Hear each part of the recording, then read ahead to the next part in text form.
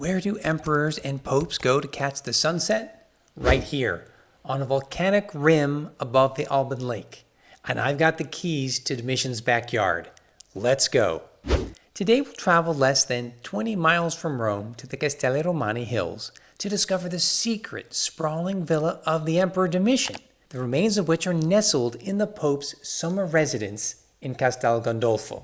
Castel Gandolfo is 1,200 feet above sea level and is perched on a volcanic crater.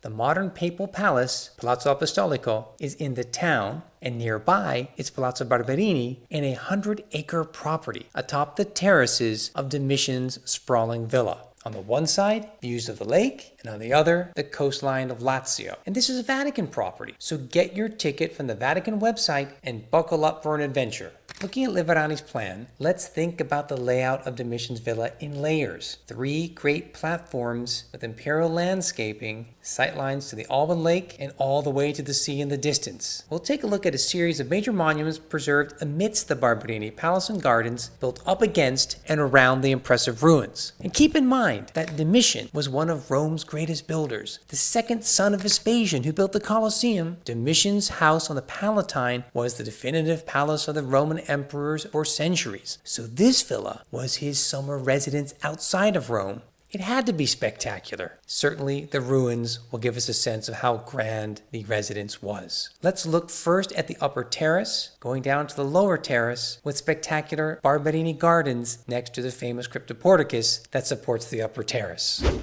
Extraordinary sight. Takes you right back to the time of Domitian. This is his palace. You think of his palace on the Palatine Hill. This is his palace in the Castelli Romani.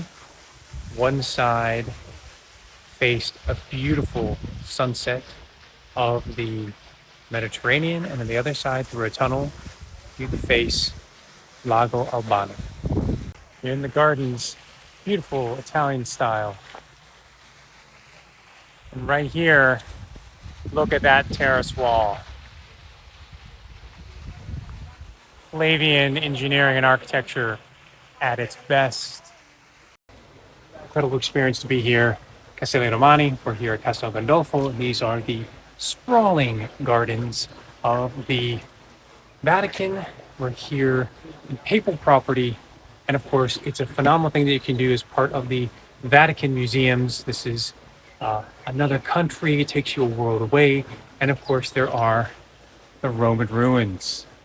This modern corridor today leads us to the beginning of the long underground hall that sustained the terrace above. This is one of the greatest, longest, and largest poured concrete barrel-vaulted cryptoporticus constructions from antiquity. It wasn't a slave corridor. Rather, it was a monumental hall of the emperor for him and his guests, beginning with this massive staircase once lined with marble. And in fact, the reconstruction by the University of Cologne gives us an idea of the use of colored marbles on the walls as well. It's a connecting route, taking you through the cryptoporticus, now back into the garden space.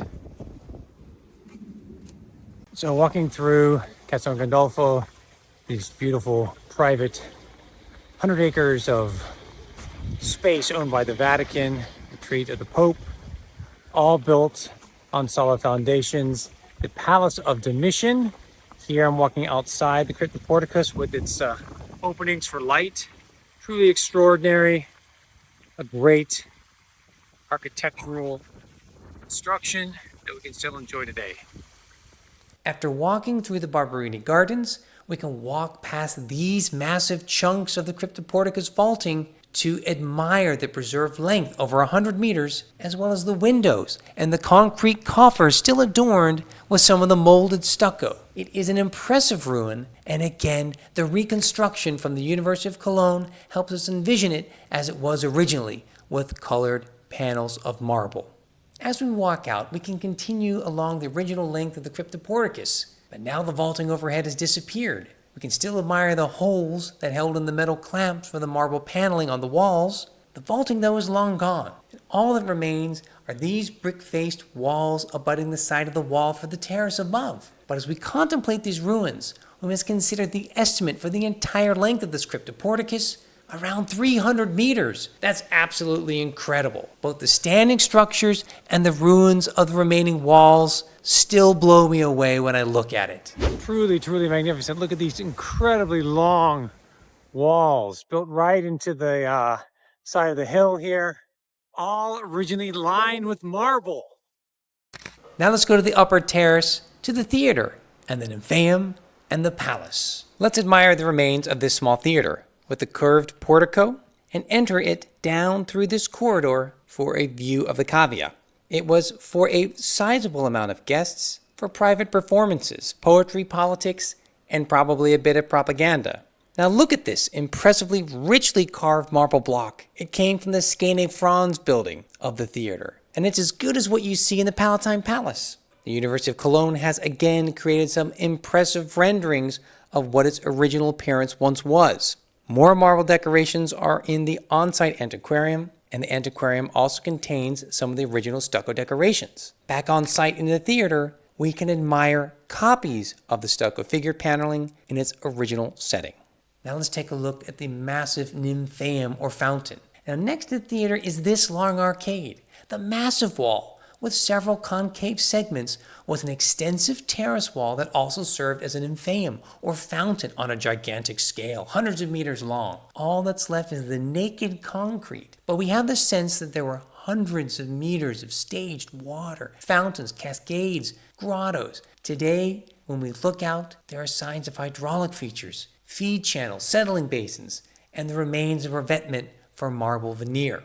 And finally, we can pass on beyond the nymphaeum feature to what has been identified as the palatial structure. We think of these remains with the multiple stories as being an entry point into audience halls and peristyles, covered with marble, with statuary. This is where power would entertain power. Again, keep in mind that the villa grounds were much more extensive than the 100-acre site today, with spectacular views of the gorgeous Alban Lake, as well as sunsets over the coastline. And one final note, we can also keep in mind that there are features all the way at water's edge of the lake. Almost at the shoreline, there's this Doric nymphaeum. It's being reconstructed now, it's being reevaluated and will be open to the public shortly. It's probably pre-Domitianic, but gives us a clue that for a very long time, there were indeed other structures along the lake, other residences. This was probably incorporated into the primary residence of Domitian with the passing of time. To build a palace on a volcano is audacious. To hide half of it in gardens is very Roman. From the emperor's retreat to the papal summer seat of the Pope today, Rome's rulers have taken advantage of this spectacular natural setting for millennia. And if you love deep dives under famous places, hit subscribe and drop a comment with the site you want to see next. I'll be happy to make the video. And check out my travel, small tours to places like Jordan, Sicily, and Egypt in the description. Thanks for watching.